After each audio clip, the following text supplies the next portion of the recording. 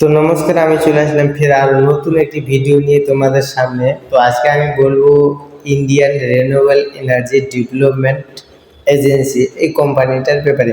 কারণ এই কোম্পানিটা রিসেন্টলি ডিভিডেন্ড অ্যানাউন্সমেন্ট করেছে, আর কত টাকা প্রতি শেয়ারে ডিভিডেন্ড দিতে চলেছে কোম্পানি, এক্সডেট কবে রেখেছে, তো এইসব ব্যাপারে বলার চেষ্টা করব এই ভিডিওর মাধ্যমে। তো চলো ভিডিওটা শুরু করা যাবে। তো দেখতে পাচ্ছ Indian renewable energy development agency, এই কোম্পানিটার কারেন্ট শেয়ার প্রাইস চলছে 114 টাকা 31 পয়সা, ঠিক আছে। তো আর একদিনে ডাউন করেছে, দেখতে পাচ্ছ মোটামুটি 5% কাছাকাছি। তো এই কোম্পানির 52 উইক লো দেখতে পাচ্ছি 110 টাকা, আর 52 উইক হাই 186 টাকা 58 পয়সা, আর কারেন্ট শেয়ার প্রাইস চলছে 114 টাকা। তো মোটামুটি আমরা ধরতে পারি যে এই কোম্পানি স্টকের দাম হচ্ছে 52 উইক লো এর কাছাকাছি চলে আসছে।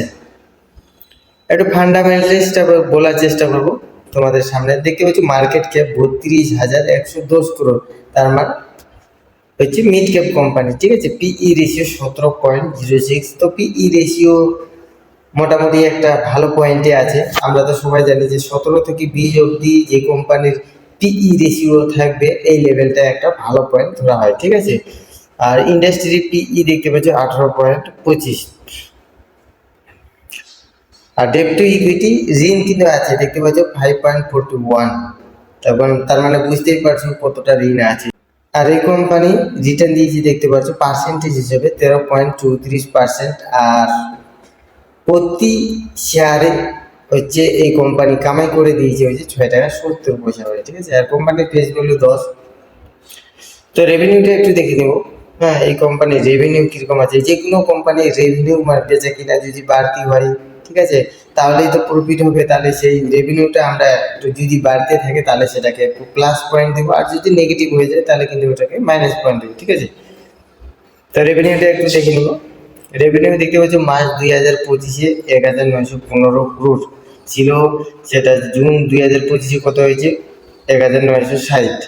তারপরে সেপ্টেম্বর 2025-এ 2058 করোড়, ঠিক আছে। তারপর লাস্ট যেটা আপডেট দিয়েছি 2025 ডিসেম্বরের, সেটা কত 2140। তো দেখতে পাচ্ছি রেভিনিউ কিন্তু লাগাতার বেড়েই চলছে, তাহলে এটাকে একটা ভালো পয়েন্ট দেবো, ঠিক আছে, মানে প্লাস পয়েন্ট। তারপর প্রফিটটা দেখলাম, প্রফিটে মার্জার হচ্ছে 2025-এ 502 করোড় ছিল, সেটা জুন 2025-এ কত 247 করোড় হয়ে গেছে, মানে মোটামুটি একদম অর্ধেক। তারপর কত সেপ্টেম্বর 2025-এ কত 549, ফের 247 থেকে ডাইরেক্ট 549 চলে গেছে, ঠিক আছে, প্রফিট।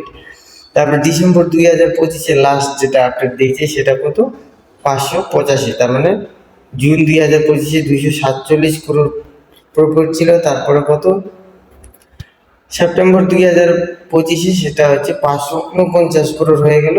তারপরে লাস্ট যেটা আপডেট দিয়েছে ডিসেম্বর 2025-এ সেটা কত হয়েছে 585 করোড়। তো রেভিনিউ বাড়তি আছে, প্রফিটও মোটামুটি বাড়তি আছে, ঠিক আছে। তো এবার দেখে নেব যে এই কোম্পানি হচ্ছে কত টাকা প্রতি শেয়ারে ডিভিডেন্ড দিতে চলেছে আমাদের। তো দেখতে পাচ্ছ এই কোম্পানির ডিভিডেন্ড দিতে চলেছে হচ্ছে 0.60 পয়সা পার শেয়ার, মানে 60 পয়সা প্রতি শেয়ারে ডিভিডেন্ড দিতে চলেছে। আর কোম্পানি এক্স ডেট রেখেছে হচ্ছে 2 এপ্রিল, আর রেকর্ড ডেটও 2 এপ্রিল।